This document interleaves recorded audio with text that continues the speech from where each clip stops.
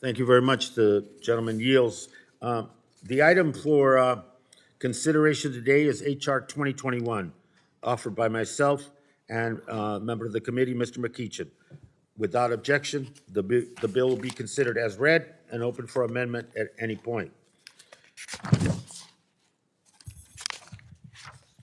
And now I will recognize myself for the opening statement on the legislation.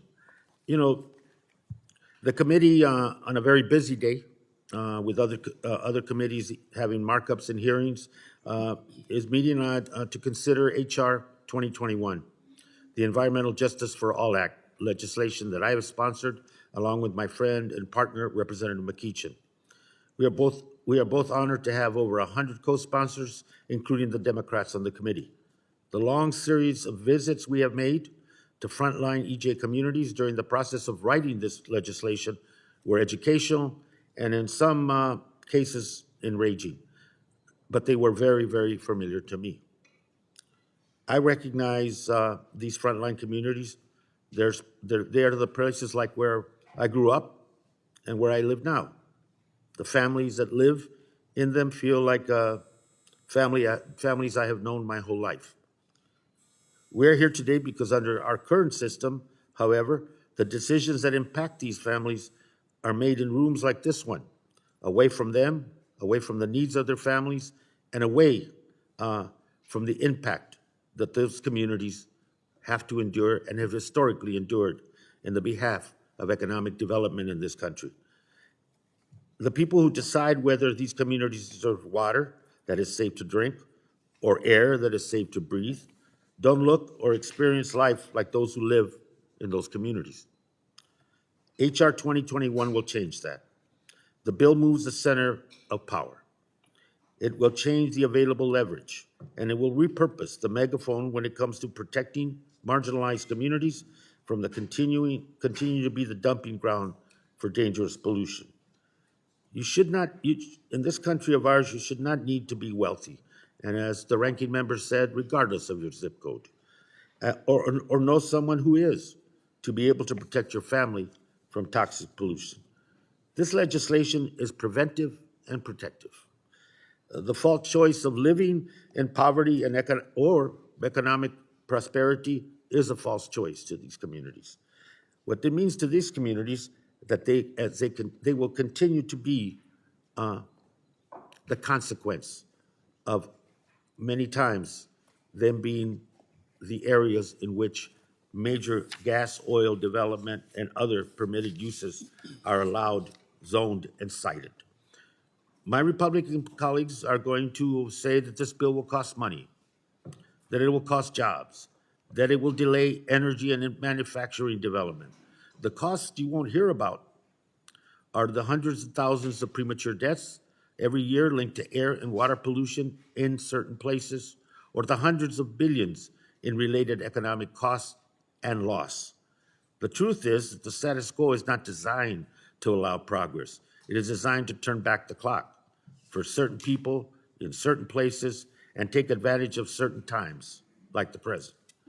The status quo is not designed to allow development. It is designed to allow the risk and pain of development for certain people in certain places.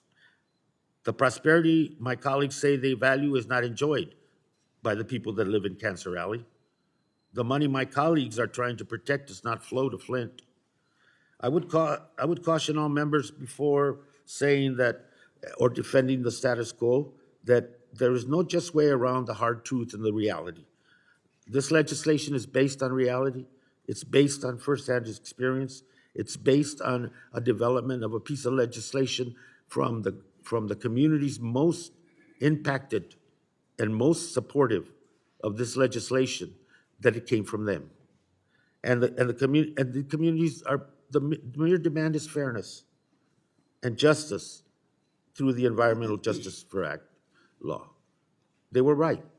They're right to demand of Congress that it's not sinful to care for people or for our fellow citizens, that it is not a contradiction to be dealing with this legislation today while the cries for doing nothing and delaying will be heard, linked to inflation linked to gas prices, and that becomes a delay. And for this community, the delays have been going on for decades, decades. And what we learned on our visits is that there's a commonality. And the commonality is the fact that they feel voiceless, that the lives of their families and their children and the generations that follow don't have the same value. That's what we're trying to prevent. We can't go back and unchange everything that has occurred over 50 years or more. But we can say from this point forward, it's going to be different. And these marginalized, overburdened, and dumped on communities will have a voice that actually will have behind it the tools to be meaningful and the tools to be able to work with industry to develop solutions and options and not merely be the dumping ground and the collateral damage for the development that my colleagues speak so highly of. You can have both, but you can't have both at the expense of some. And that sum is 140 million Americans that live near, adjacent to pollution in their areas. The studies are, the links are there, the history's there. All we're saying is that I'm not putting anybody on the defensive about history today. But history is the motivator for this legislation. What I'm asking my colleagues to do is to look at that future, to look beyond our noses of today and see what we can do to bring that American ethic that I learned as a little kid of fairness, equal treatment under the law, and that our democracy works for all of us. That's the legislation in a nutshell. And it's thought out, it's written from the ground up.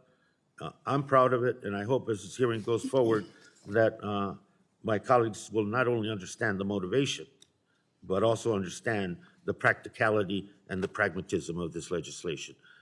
With that, we received letters of support, panelist statements, public input from forums across this country and online through the committee's website. These materials will be entered into the record. I also want to enter a list of over 270 organizations that have endorsed the legislation. I think my friend, Mr. Markichin, will have additional items for the record as well. With that, I yield back and will recognize anybody to speak on the legislation. Mr. Chair. Chairman. Who seeks recognition?